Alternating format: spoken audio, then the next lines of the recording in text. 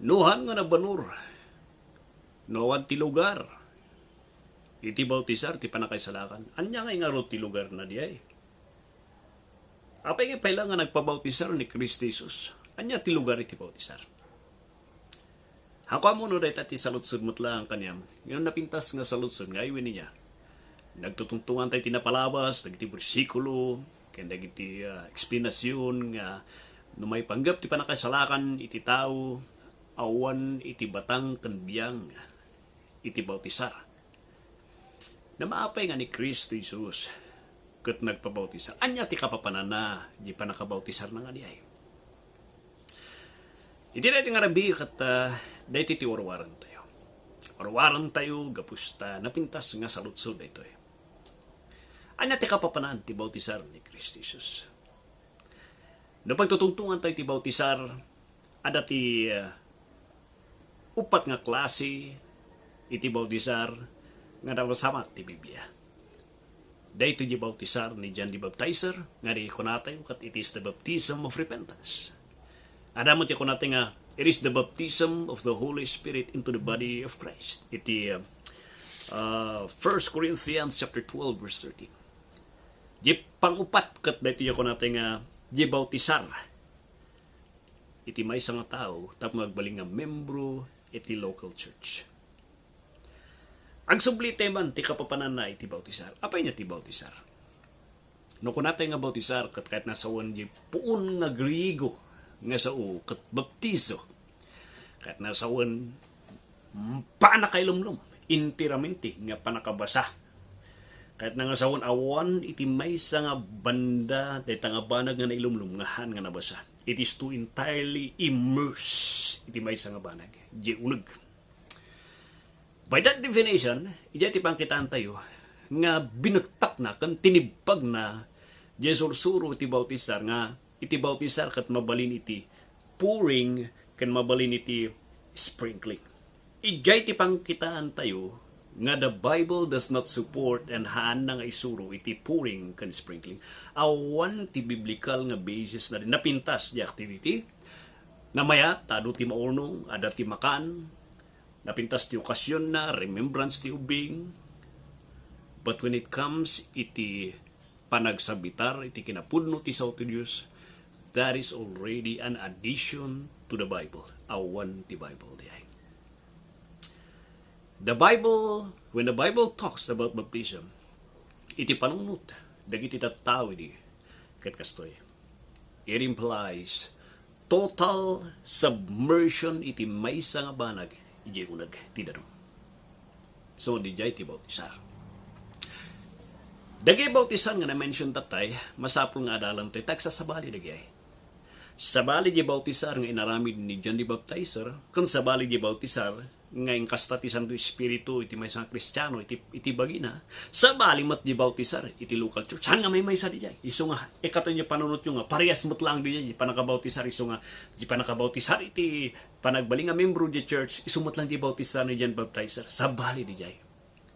In all the scripture di chimpo ni John the Baptizer, that is the only time nga na-mention iti baptism iti panagbabawi. And never nga na-practice kan sinurot dagiti disipulo. Dijay nga practice. Idi sinurot dagiti disipulo di baptism in practice na dijayan. It is already a baptism tapno ti maysa nga tao katagbalin nga membro ti local church. But it is not a baptism of repentance. Idi inpukaw ni John the Baptizer no putpuno nga agbabawi ka. Panog na kanyo, may kayo, agbabautisar kayo. Publiko nga iparupay ti tatao nga talaga nga nagbabawi kayo. That was the point. The equivalent na dijay kat isu di tiyempo nga inawat mo ni Kristo Jesus. Nga nagbabawi ka ti puso nga tinalok mo isu na nga manubot kan mga isalakan mo. That is the equivalent nga pasamak jay baptism of repentance ni John the Baptizer kan jay panang awat mo kani Kristo nga manubot kan mga isalakan mo. Dapat nalawag diay dijay diay. Pangduwa iti 1 Corinthians chapter 12 verse 13. Ada ya kunatayo nga baptism iti Santo Espiritu iti bagi ni Kristo. Nga dagiti Hintil, dagiti Hudyo, Kuna ni Apostol Pablo hanyo kaninga mo nga naikarga tayo ti may sa nga bagi kan pamilya niya Apo Diyos. Dahito jay universal church. Dahito jay no kunata nga universal church dagiti ti Kristiyano jay sa time ti Acts chapter 2 ingana jay last nga nagbaling nga Kristiyano. Dagito jay amin nga saksakupon iti church. Agrugi niya time dagi first nga Christians ingana jay time iti rapture.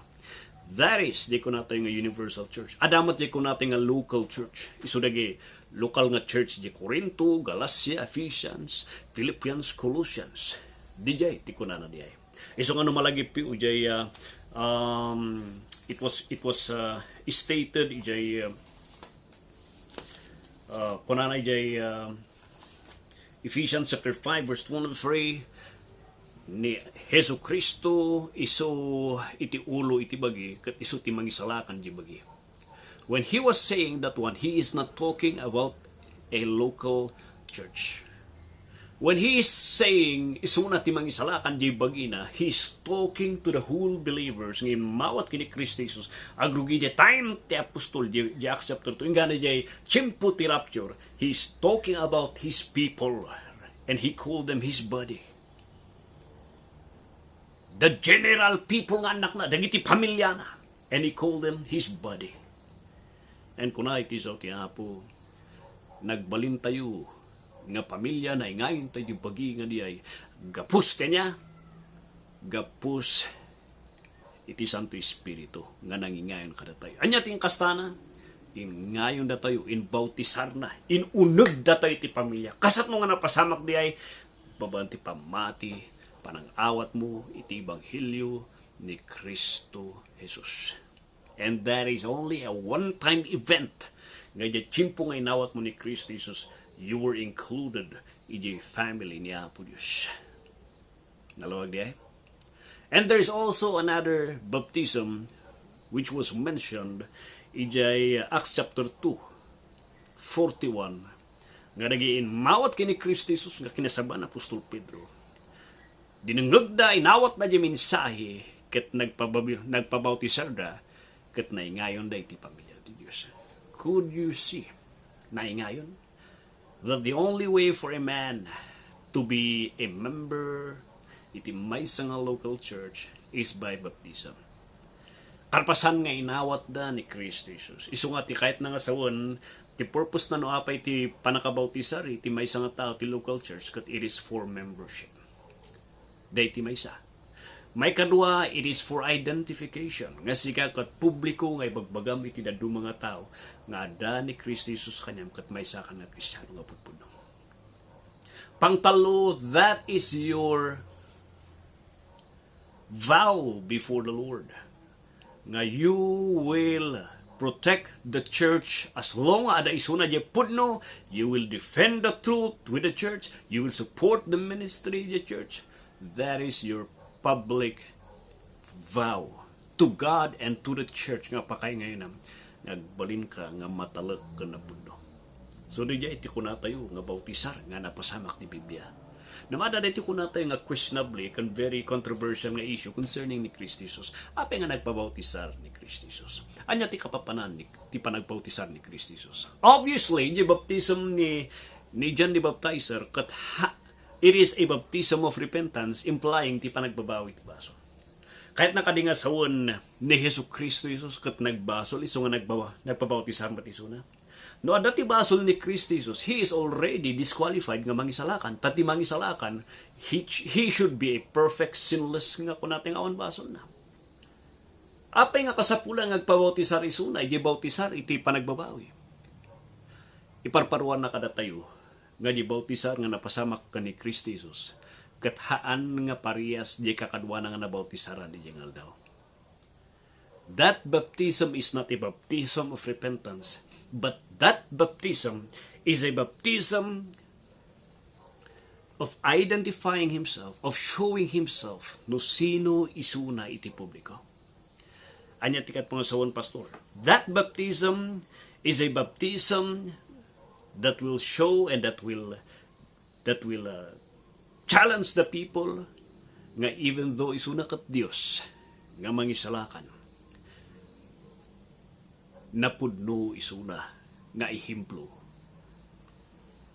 iti sangwanan dagiti sumarsaruno kan agbalin nga pasunod na.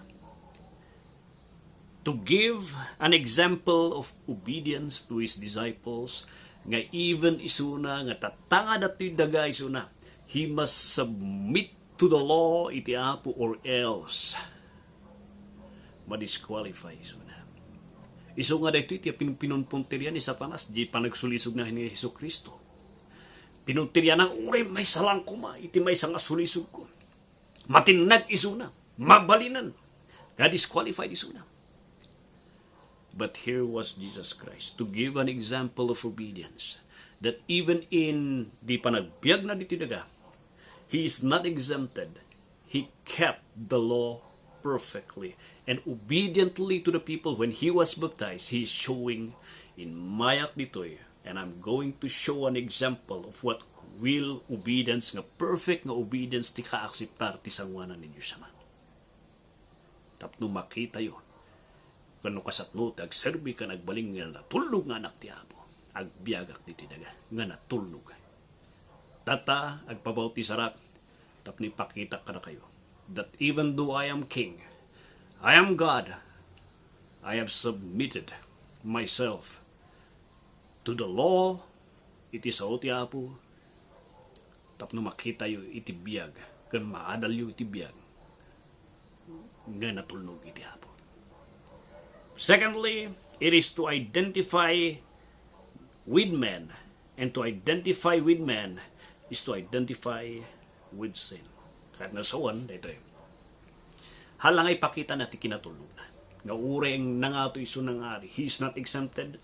Since ada dito'y ang kasapulan ti perfecto nga sakripisyo, he is telling to the people that he is also under strict nga submission itilintag or else he will be disqualified. Pangduwa, it is also to identify and to show to the people that he is a 100% man and he felt what man feels dito daga. It is an identification. May sa kada kayo. It is an identification. Nga inibatak iti kinadyos ko, iti panang exercise ko iti kinadyos ko for a while. Tapno mariknak iti biyag tagbaling nga tao kan may sagana agbaling nga high priest later on.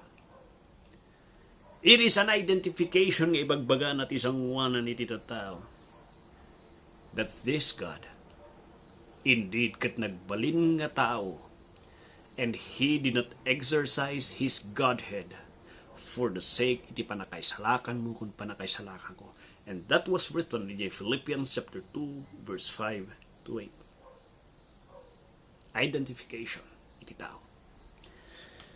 Pangtalo, apay nga nabautisaran ni Kristo Jesus, that is because apay nga palubos na nga nabautisaran, it is to give message of the gospel kan iti mission na.